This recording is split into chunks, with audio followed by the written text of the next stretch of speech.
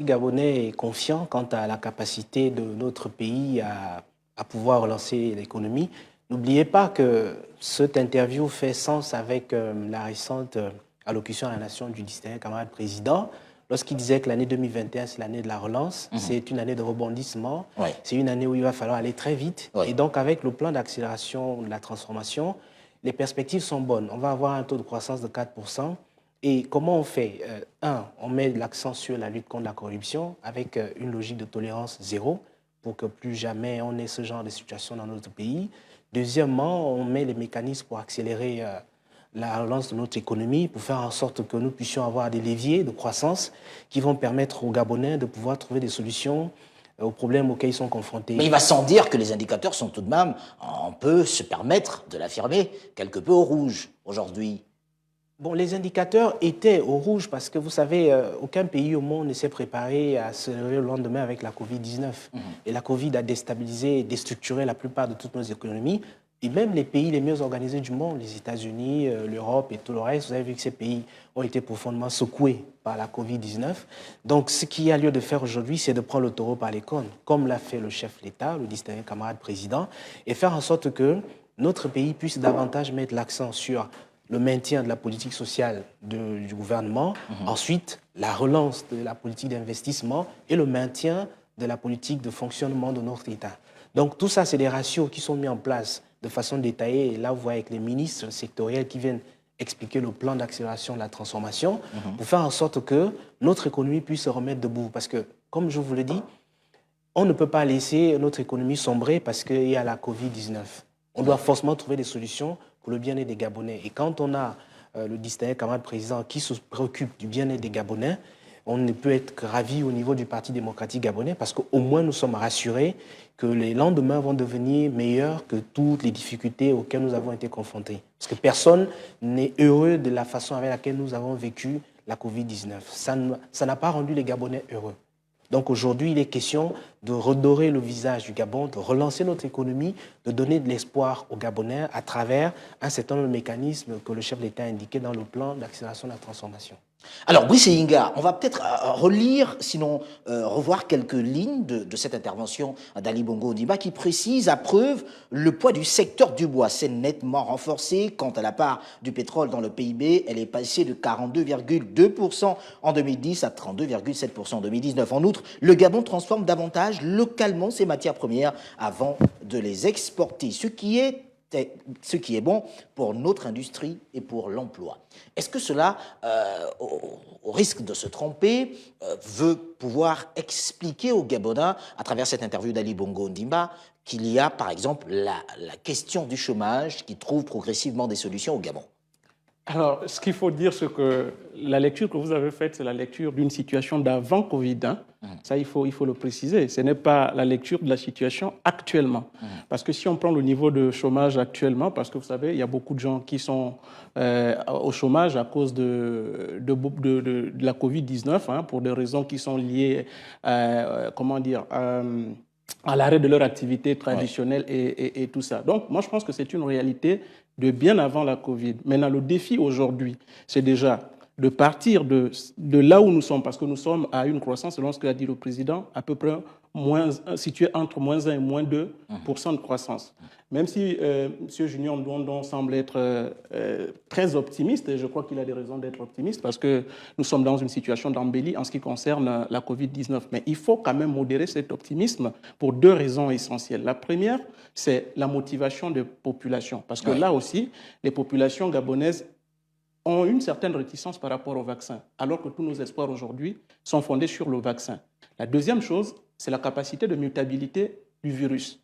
Parce qu'on est en train de se vacciner aujourd'hui, on n'a pas des études concrètes qui nous montrent que si demain, après-demain, un autre variant se présentait, que le vaccin que nous avons fait aujourd'hui soit efficace. D'où la nécessité de modérer cet optimisme, je crois. Mais toujours est-il que actuellement, le climat, ça doit être à l'optimisme.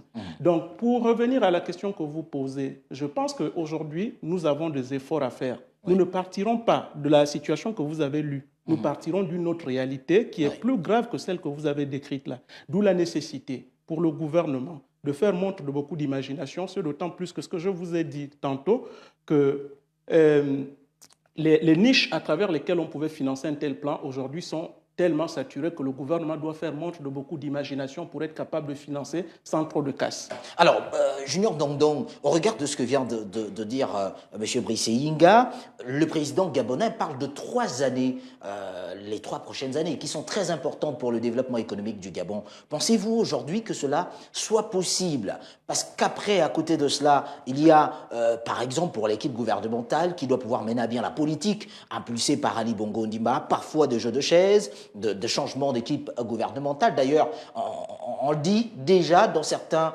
couloirs, dans certains salons feutrés, on va vers un renouvellement de l'équipe gouvernementale. Pensez-vous que ce soit possible en 3 années d'arriver justement à ce pari d'Ali Bongo Ondimba avec le plan d'accélération et de transformation? Vous savez, au Parti démocratique gabonais, nous sommes convaincus que celui qui veut trouver des solutions ne trouve pas des excuses. Celui qui ne veut pas trouver de solutions, il trouve tous les prétextes. Nous, au Parti démocratique gabonais, nous restons optimistes et nous disons que 3 ans, c'est 3 ans d'intense activité, d'intense boulot. Parce que lorsque le chef de notre parti dit que 2021, ça va être l'année de rebondissement, l'année d'accélération, nous sommes optimistes parce que les Gabonais sont capables de faire beaucoup de choses. Nous avons surmonté la Covid-19 ensemble, mais avant, nous avons surmonté beaucoup de difficultés ensemble. Le peuple gabonais a une forte résilience, il a une forte capacité de mobilisation et de surmonter un certain nombre de difficultés. Donc nous avons aujourd'hui un chef d'État qui fixe le cap et le Parti démocratique gabonais lance un appel à la mobilisation générale. Il faut que tous les Gabonais, au-delà du parti et au-delà de la société civile, puissent comprendre que la Covid-19, c'est un ennemi commun. Il ne vise pas seulement que le PDG. La difficulté économique, c'est un ennemi commun. Elle ne vise pas seulement que les PDGistes. Donc, le cap que le distingué camarade président et le gouvernement donnent aujourd'hui, c'est le cap qui devrait nous permettre de sortir de toutes ces contingences.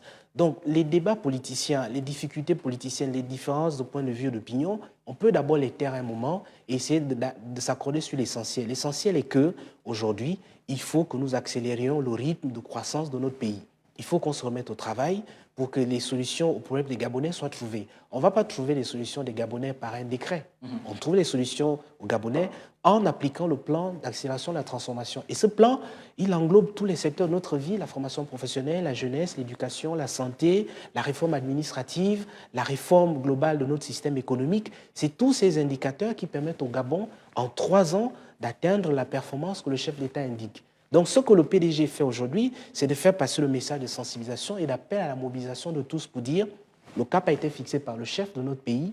Il faut que tout le monde mette la main à la pâte pour que dans 3 ans, dans 2 ans, on ait les premiers résultats, les premiers frémissements économiques et sociaux de ce plan d'accélération de la transformation pour le bien-être des Gabonais. Je suis tenté d'insister en vous demandant si cela est véritablement possible. Vous me permettrez de parcourir encore quelques lignes. Autre point, notre endettement qui est de 70% du PIB devra être ramené sous la barre des 50%. Nous y parviendrons grâce à une meilleure maîtrise de nos dépenses, à l'accélération de notre croissance et à la restructuration de notre dette par le biais de l'allongement de sa maturité et de la renégociation des taux d'intérêt. Brice Inga, que retenir surtout de cette phrase? Alors, je vois là quand même quelque chose qui relève d'une difficulté évidente. En même temps, c'est de dire qu'il faut ramener l'endettement à 50% en maîtrisant les dépenses. Mais la question que je me pose, lesquelles de dépenses allons-nous maîtriser?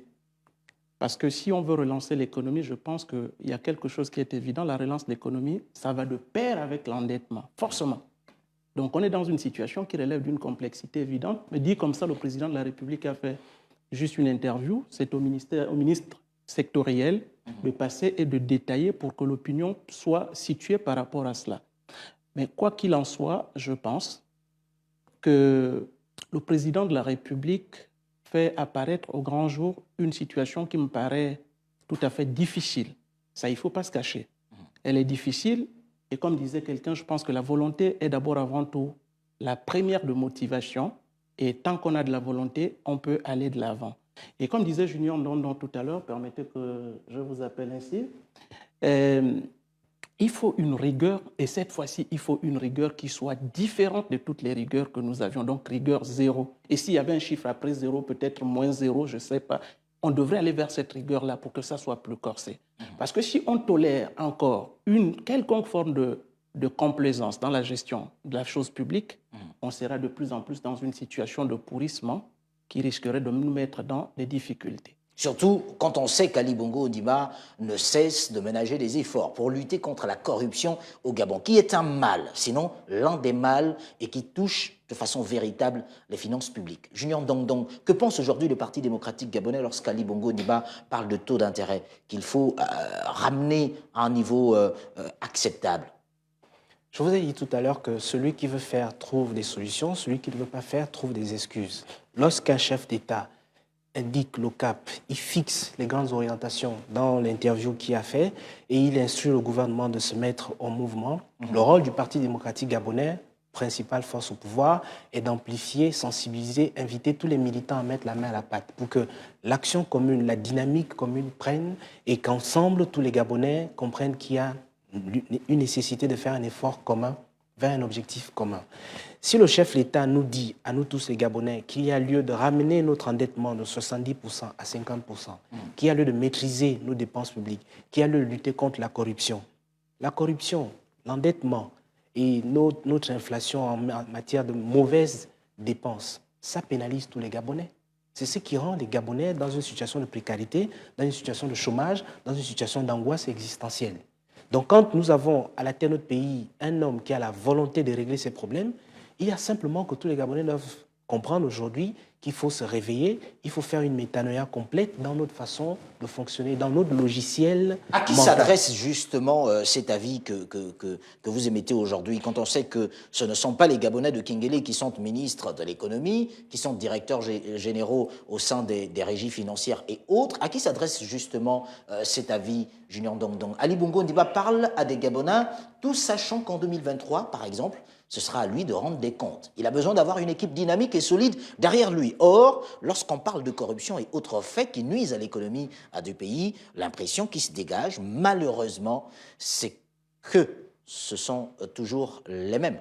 Je me permettrai de dire, les personnes qui occupent ces fonctions sont issues du Parti démocratique gabonais, que vous représentez d'ailleurs aujourd'hui sur ce plateau. Comment arriver à la maîtrise de la dépense publique si il y a un PDG en face au pouvoir et qui tient les rênes du pouvoir, qui ne sachent pas penser aux autres Gabonais auxquels vous faites allusion? Julien Ndong. Alors, vous savez, le distingué camarade président en 2016, pour revenir sur ce que disait M. Yenga, il a été élu avec pour slogan « Changeons ensemble ». On n'a peut-être pas suffisamment expliqué aux Gabonais ce que ça voulait dire. Changeons ensemble parce qu'il insistait sur le changement de mentalité. Il faut que les Gabonais changent de mentalité. Il faut changer notre façon d'approcher, d'appréhender, de comprendre et d'interroger notre pays, notre économie, notre société et tout le dispositif institutionnel qui nous entoure. Lorsqu'un chef d'État fixe le cap sur les grandes orientations de l'économie du pays et qui dit au gouvernement de faire le travail, ce n'est pas au seul ministre ou au président ou aux directeurs généraux de faire en sorte que l'économie redémarre. C'est chacun des Gabonais qui doit se lever très tôt et aller à son poste de travail, faire correctement son travail avec le sentiment de rendre service à la collectivité pour le bien de l'intérêt national. C'est chaque enfant qui doit être accompagné à son lieu d'instruction pour recevoir une bonne éducation, parce que l'État dépense de l'argent pour instruire les Gabonais. Il faut que les parents envoient les enfants à l'école. C'est chaque parent qui doit prendre son enfant l'amener au centre de santé pour qu'il ne meure pas d'une maladie, de négligence médicale, mais qu'il ait les soins de santé appropriés, parce que l'État dépense beaucoup d'argent pour soigner les Gabonais. C'est chaque Gabonais qui doit se lever et faire correctement son travail, faire correctement sa tâche pour que le pays se mette en mouvement. Ce n'est pas à un seul individu de changer un pays. La tête impulse mais ça, on la le dynamique. comprend. Ali Bongo Ondimba est clair. Même ses ambitions et les objectifs et le cap fixé pour le Gabon semblent évidemment clairs. Mais qui met en exécution Junior Ndong? Finalement, j'ai l'impression que vous ne répondez pas à la question. Vers qui doit-on pointer du doigt aujourd'hui? Ali Bongo Ondimba s'adresse aux Gabonais, demande aux Gabonais d'accepter l'existence de la crise sanitaire, puisqu'elle est mondiale. Et les Gabonais, d'ailleurs, se rendent en grande masse pour se faire vacciner. C'est le cas aujourd'hui. Mais en matière de gestion des finances publiques, quel est le résultat? S'il faut lutter, continuer de lutter contre la corruption, à qui s'adresse cette lutte contre la corruption au premier chef? C'est là que se situe la question. L'économie ne pourra pas arriver à être florissante si les décideurs, les tenants du pouvoir, qui sont issus des rangs du Parti démocratique gabonais, malheureusement, n'obéissent pas à la volonté de ce chef d'État. Que dit le Parti démocratique gabonais, Junior Ndong-Ndong, avant que de repasser la parole? Le Parti démocratique gabonais dit qu'en matière de lutte contre la corruption, la volonté totale du Parti démocratique gabonais, elle est claire. Aucun pédégiste soupçonné de détournement ou d'association de malfaiteurs ne sera épargné par une opération ou une enquête. D'ailleurs, le Parti démocratique gabonais n'a jamais hésité à se soustraire de la comptabilité de ses rangs, de ses membres qui souffrent d'un certain nombre de suspicions ou de délits et qui ont été démontrés que c'est le cas. Donc, ce que nous disons au Parti démocratique gabonais, c'est que pour parler de corruption, il y a forcément un corrupteur et un corrompu. La corruption n'engage pas qu'un individu, elle engage plusieurs individus. Donc, il faut que les corrupteurs arrêtent de vouloir corrompre les corrompus et que les corrompus aient le courage de dénoncer les corrupteurs.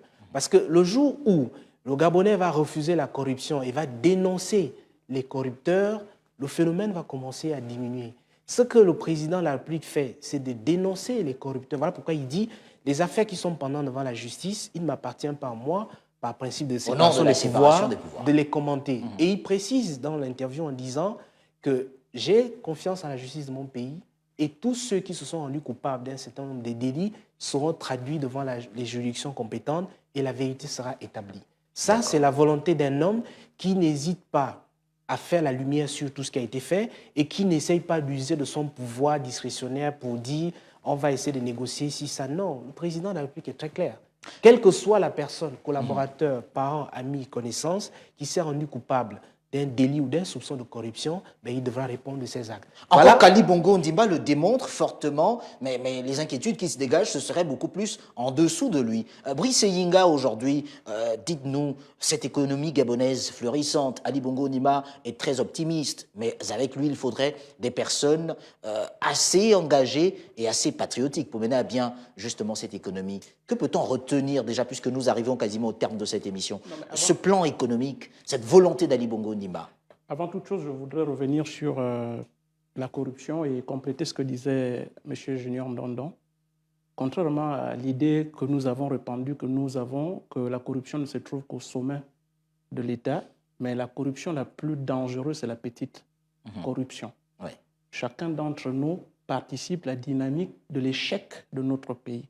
À partir du moment où nous descendons, par exemple, nous rentrons dans une administration, parce qu'on est pressé par le temps, le premier réflexe qu'on a, c'est de tendre un billet de banque pour passer outre tous les protocoles et aller faire un acte administratif quelconque. On participe effectivement de cette corruption. Et si on fait la sommation de l'ensemble de ces actes-là au cours d'une journée, vous allez vous rendre compte que c'est parfois plus important que ce qui peut venir de la part de ceux qui nous dirigent. Parce qu'eux, là-bas, ils doivent, à la limite, user de beaucoup de stratagèmes avant de voler quelque chose. Or que plus bas, ça se passe plus facilement.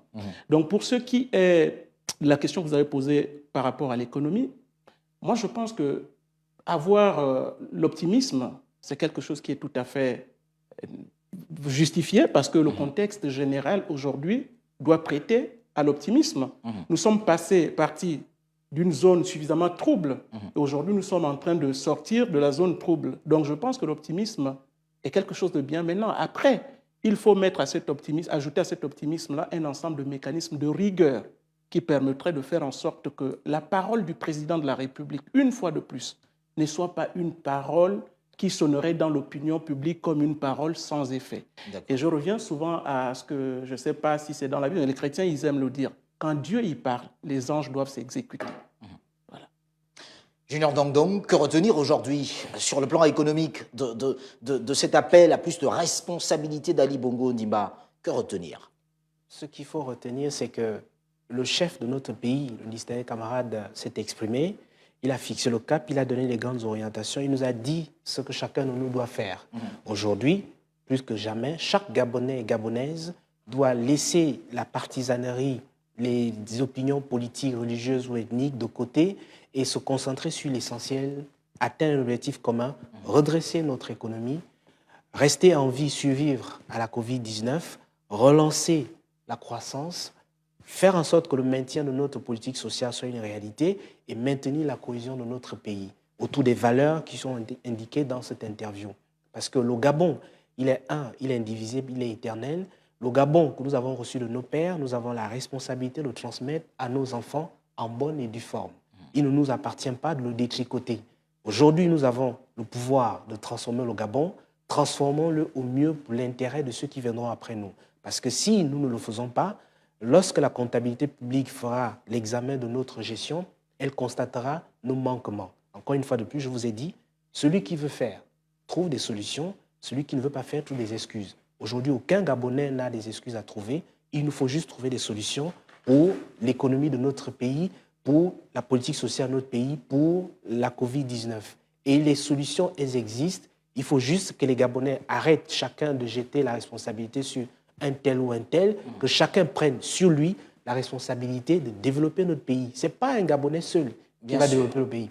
C'est tous ensemble qui allons le faire en suivant le cap qui est indiqué par le chef de notre pays. D'où l'appel d'Ali Bongo Ondimba. Messieurs, merci d'avoir accepté notre invitation pour le citer. De l'énergie, j'en ai à revendre. Dixit Ali Bongo Ondimba, et on espère que le Parti démocratique gabonais aura également cette énergie à revendre. Nous avons de l'énergie à revendre et nous nous satisfaisons que notre chef en a. Il nous la communique et nous allons la communiquer aux Gabonais pour que les lendemains des Gabonais soient meilleurs que ce qu'ils auront connu il y a quelques jours.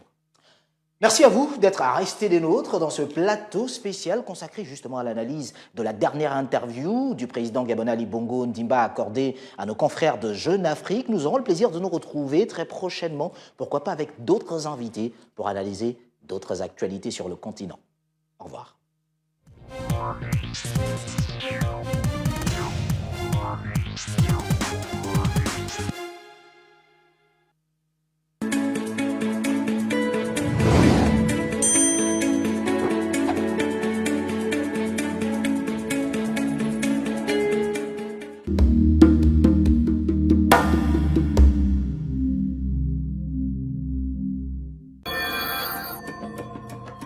Souscrire à Mobicash, c'est simple. Rendez-vous dans une agence Gabon Télécom munie d'une pièce d'identité et d'un